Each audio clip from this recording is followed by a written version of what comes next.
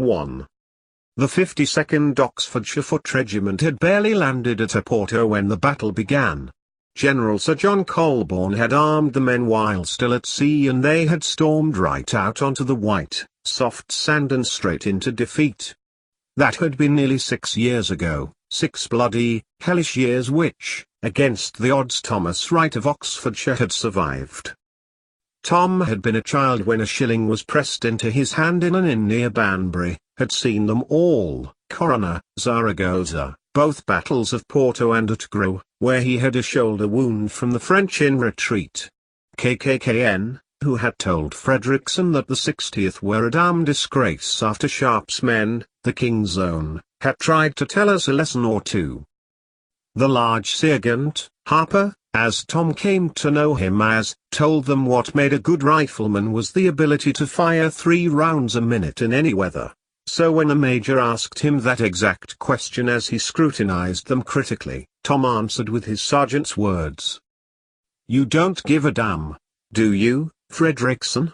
Sharp concluded critically, but the captain replied, "No, sir. I just do my duty, sir." On the major's face Tom thought he noticed a hint of respect. That was good. His father always said that officers who worked with one another kept their men well, rather than wrung out and desperate. It was how rebellions began, how insurrections began. Wellington was clearly superb at choosing his leaders. And his father knew about rebellions. The King's Own operated, some said, above the orders of Wellington, but Tom suspected that the general knew exactly what Sharp did and that he turned a blind eye to it. For they had succeeded in clearing the way so many times for the regiments, under their commission-bought commanders, so that any mistakes by them would have been more than made up for by Sharp to begin with. And that was the way of the world. Tom knew, if you were incompetent but rich you could, by and large, get away with almost anything. His father had.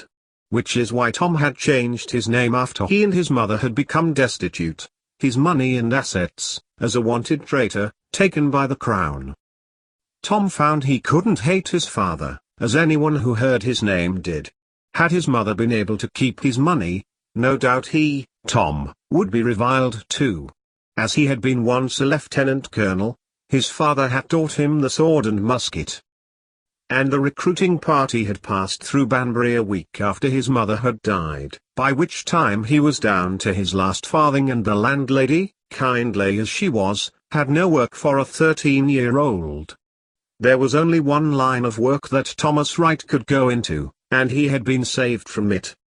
They were to take the fort at Husker to destroy Major Lebel, and with him, a large proportion of General Calvert's best. It was a disaster for the French in the peninsula, and would undoubtedly remove Joseph Bonaparte from the Spanish throne. They camped by a brook 5 miles from Saragossa. The attack would probably come at dawn the day after next, in order to maximize efficiency in destroying the enemy. Tom had been grateful for the brook. His arms and legs ached from their long march back from Suresnes. And, as he stripped to his underbreeches and shirt, washing out his green uniform with soap cake and taking it to be boiled in the copper, private uniforms were always last in, he chanced upon a face he knew. One from childhood. The man who had once been a young boy, younger than Tom was now, but his features had not changed. Matthew Harris had been the family's stable hand. Matthew Harris, who was now in the 95th Rifles. The former stable hand was now challenging the riflemen in the 60th in their marksmanship, as the men sat around lazily in their whites. James Jones had matched Harris shot for shot. Devlin O'Neill had bettered both Harris and Perkins. I was being beckoned over to compete. "Lucky, here will outgun you all," proclaimed Frederickson, sitting as he was next to Sharp, ankles folded. The major himself, who was stripping down his rifle, looked up. "Oh, I?" he said, interested, then looked across to Cooper. "My rum ration to you, Mr. Cooper, if you outgun Captain Frederickson's littlest one there," he declared, looking at Tom. "Major Sharp's rum ration to you, young Wright, if it is indeed you who are the victor." Tom watched as Major Sharp turned an indignant head to the captain, who was unintentionally smiling, and his own mouth turned upwards into a matching grin. "Aye, Sharp agreed, looking slowly up to the men, catching Tom's eye, and nodded. "Rum for you, if you do it, eh? But I dare say it'll be Cooper's." "Why don't you go first?" laughed Rifleman Cooper, his London accent inducing the rest of the 95th with mirth, and they laughed too. However, the 60th knew Tom, it would be a bad day for Lucky to miss. And, if the Major made good on his promise, they knew Lucky Tom would share their with them. The target was an oval on a tree suggesting a branch had recently been lopped. Out of it a branchlet was growing, young and spindly. It would shake if hit, as it had done many yimes that afternoon. It was over 100 yards away and already it was a veteran of the competition between the two rifle regiments. Shouldering his newly cleaned Baker rifle, Tom stepped up, amid a few claps on the back in premature celebration. He pulled his arm back, a well-practiced, almost unconscious act, swinging the weapon up onto it. A breeze had caught the branchlet. Tom watched it, trying to gauge the undulation.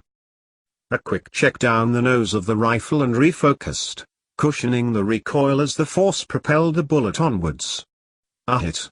A clutch of twigs fell as they became detached from the branchlet. The 60th let out a roar, clapping Tom on the back. Saying nothing, but giving Tom a long look, Cooper mirrored Tom's action, again detaching some leaves. "The size of those which fell may be significant in the event of a draw," mused Matt Harris, glancing at both contestants critically. Another hit by Tom, this time making the branchlet shake, but a miss from Cooper, who growled, annoyed with his own performance. One more round, Cooper would have to have a hit and Tom a miss for there to be a draw. All of the privates' attention was now on the competition, the 60ths certain now that the rum was Tom's. Tom right-shouldered his rifle once more, lined up the rifle, checked the breeze, but then lowered it again.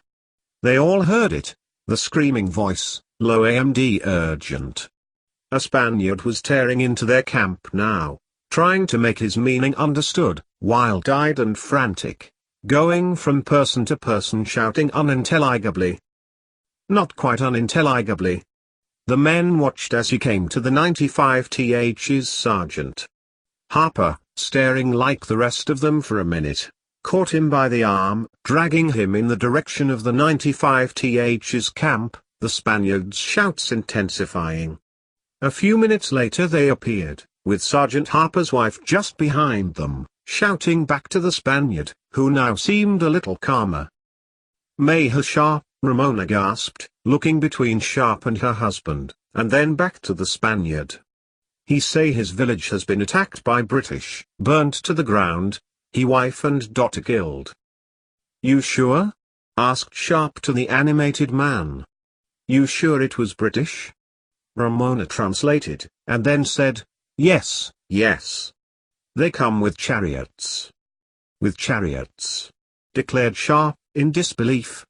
"Tell him there is no British regiment who use chariots." "He want you to see," Ramona translated, the man persistent that he was heard. "Chosen men," declared Major Sharp, getting up. "Get dressed, 2 minutes, whatever you can find," he added, surveying their clothing. "Make haste to the ready, 60th Rifles, with as much of your uniform as you can, and your weapons," shouted Fredrickson, as Tom and the rest of the company had scrambled to action. An hour later, with no sign of the attackers, with Ramona and 3 other Spanish ladies who came to translate, Sharp and Fredrickson stepped towards one another some distance away from the men, heads bent, speech rapid. "That was no British assault," Snape began. "Whoever murdered these 2 poor women were not British. Aye, they may have worn British uniforms but they came in like bloody Romans. This is not Wellington's doing. The men who did this are brigands, or deserters. Tell them that." But there was one man who was caught, still in red uniform, hiding as he was under a wagon. It was Major Sharp who hauled him out and pushed him towards the Spaniard. "He say he is partisan. Catalonian." The Spaniard spat at the Catalonian in disgust. "Where did he get our uniform?" Ramona translated and, at the Catalonian man's reply, grabbed him angrily by the uniform's collar, raising him off the ground, and then throwing him off his feet. They ambushed a British Army regiment just north of here. They separated some and murdered them, the Spaniard explained. Took their uniforms, then raided every Spanish family they came across, he added, punctuating every last word with a kick to the masquerading soldier. "What now?" asked Frederickson to Sharp. "We cannot hand him over to be beaten to death." "Hang him," replied Sharp, looking at the man. "It'll be quick. He impersonated a British officer, and participated in murders. Allowing him to live will only encourage more insurrection, and we'll have the French back here in no time." So the Catalonian was hanged for murder, just after the red jacket was taken from him. Tom watched Major Sharp hold it and look at it for a time after the man's feet finished dancing. He sat inspecting it, outside his tent back at the camp, as if contemplating something. Then Major Sharp saw him looking at him. "You won, right?" he said, striding around to the side of the horse wagon. "As your captain said, you're He handed the bottle to Tom, and then, making to stride over to the rifle wagon, turned and added, "I don't think Cooper would have drawn level even if we hadn't been interrupted." Tom passed the bottle around the 60th as they sat around their campfire. To the clearing were the 95th, Rifleman Michael Cooper looking downcast, the other men grouped around looking equally hard done to. He got up, and went over to him. "You would have equaled me," said Tom, magnanimously. "And, who knows, one more shot might have had you won. Those Spanish interrupted us." "Ah, right enough," said Daniel Hagman, getting up. "But thou hadst, so 'tis nothing mind. Come and join us, your major seems to have given us quite a large amount." "You might have won, right, or you might have lost," Cooper replied, looking up to Tom. "Right, but we are the king's own, we are chosen men." "Yes," nodded Harris, lowering his book. "Chosen not to be hanged or shot." Cooper shot him a look, and then began to laugh. "He's right," he laughed. "He's right." So, as a company, after a few seconds' deliberation, the 95th Rifles trod the ground over to the 60th, no longer rivals, and were greeted like their own. Ravers moved aside and clapped Cooper on the back as he and Hagman sat down. Jackson passed him over the rum bottle which Cooper readily accepted. To the Spanish.